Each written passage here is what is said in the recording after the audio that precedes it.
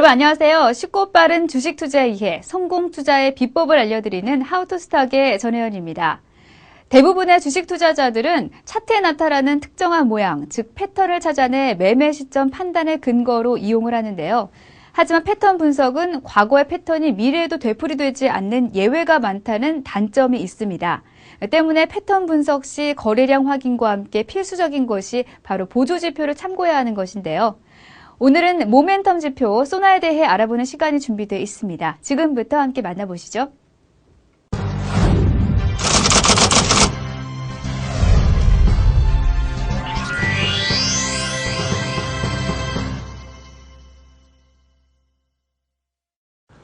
자, 이번 시간에는 추세 지표에서 거의 마지막 대미를 장식할 수 있는 소나 지표에서 대해서 좀 자세하게 배워보고 공부를 해보겠습니다.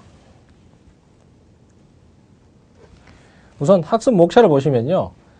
분류와 개요에 대해서 배우실 것이고, 그 다음에 계산 방법, 그리고 기본 해석, 그리고 실전 사례에 대해서 배우시는데, 역시 이 기본 해석과 실전 사례가 제일 중요하다고 할 수 있겠습니다.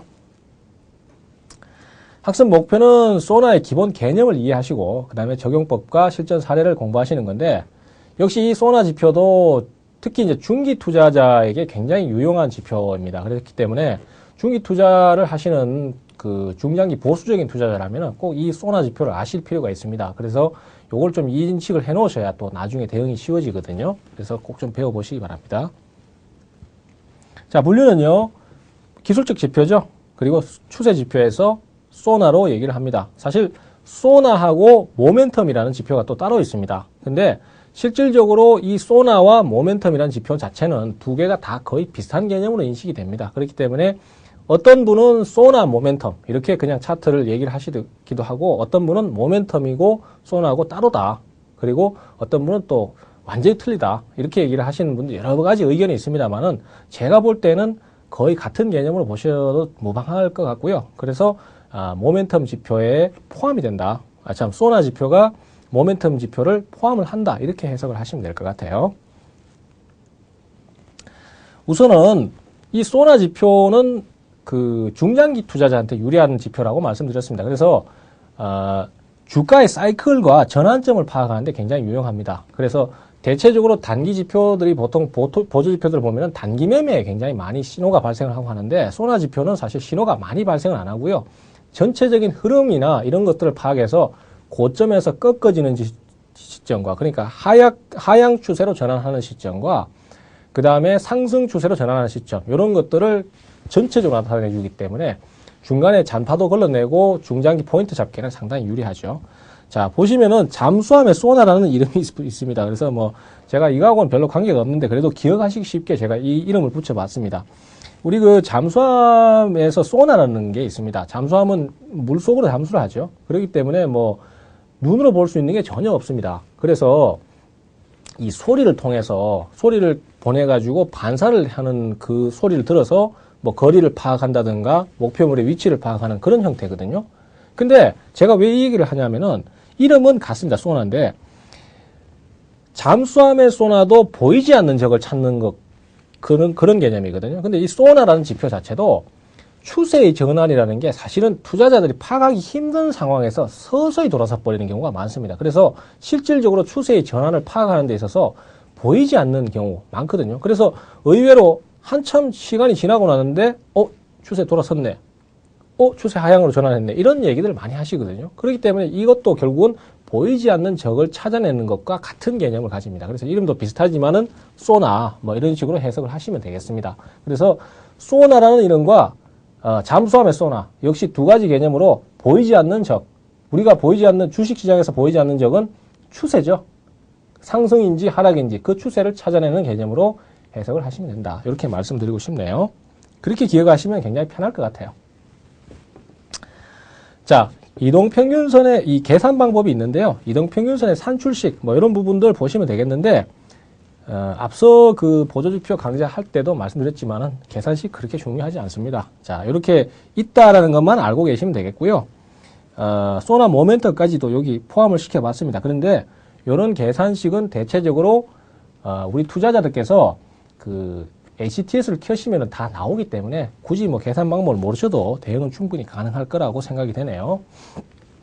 자, 그 다음에 기본 해석을 보시면요. 소나 값이 0을 상향 돌파할 때는 매수가 되겠고 하향 돌파할 때는 매도입니다. 이런 기본 어떤 공식 자체는 굉장히 다른 여타 보조지표의 기본 적용 방법과 똑같습니다. 그래서 별 차이가 없는 듯해 보이지만은 이 차트 자체의 특징이 틀리기 때문에 적용 타이밍도 많이 틀리다고 할 수 있겠습니다. 그래서 기본적인 해석은 이렇게 똑같지만요. 타이밍 자체는 많이 틀리다는 거, 그걸 인식을 하시고요. 그 다음에 소나 이동 평균을 아래에서 위로 교차시 매수, 이것도 역시 일반 기본 보조 차트하고 적용 방법이 똑같죠. 그래서 간단하게 이렇게 있다라는 것만 해석을 하시면 되겠고요. 자, 실전 차트를 보시면서 이 차트가 왜 중기 차트인지 한번 보시겠습니다. 자, 화면에 보시는 종목은 GS입니다. GS인데요. 2007년도 7월달 참 장 좋았을 때입니다. 우리 기억에 참 좋은 기억으로 남아있었던 장인데 8월달에 주가가 2007년도 7월 말쯤에 시장이 고점을 찍으면서 그때 주가가 한참 빠졌을 때죠.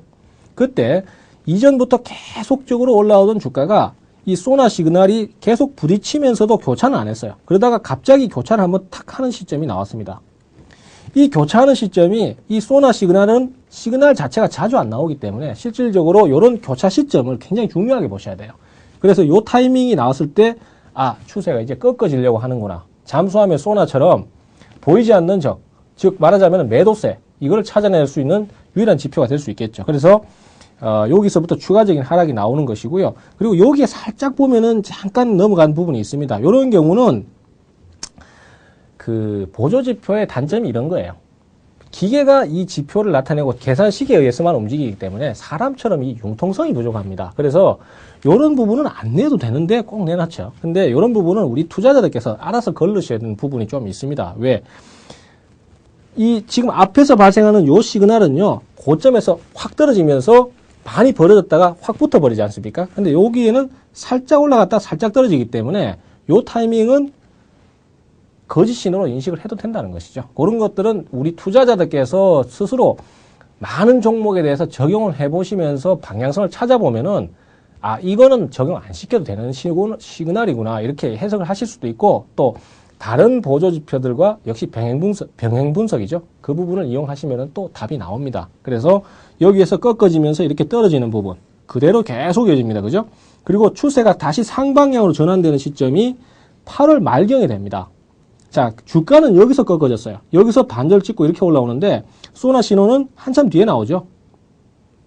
제가 아까 말씀드렸다시피 소나 신호는 중기적인 추세를 파악하는 신호라고 말씀드렸지 않습니까? 그렇기 때문에 주가가 저점을 찍고도 올라와도 다시 하락할 수 있는, 예를 들어서 이렇게 떨어져 버릴 수 있는 요소가 존재를 하기 때문에 신호 자체가 서서히 발생하는 것입니다. 대신에 그런 부분들은 분명히 단기 흐름에는, 단기 매매에는 단점이 됩니다. 하지만 중장기적으로 추세를 보시는 분들은 당연히 장점이 될 수밖에 없거든요. 그래서 소나 지표의 특징은 그것이다, 이렇게 보시면 되겠고, 그래서 여기서부터 크게 꺾어지지 않는 상황까지 9월달 올라갈 때까지 계속적으로 신호를 꾸준히 유지를 해주다가 10월 초 들어서 여기서 이제 추세가 어려울 수도 있다라고 얘기를 하면서 매도를 한번 해야 되지 않겠나, 이렇게 차트가 얘기를 하고 있는데요. 물론 여기서 한번 더 올라갔습니다. 그죠? 근데 이런 부분은 과매수 영역 CCI를 통해서 같이 분석을 할 수 있겠고, 또 여러 가지 다른 분석 방법을 통해서 다른 방향을 찾아낼 수 있겠죠.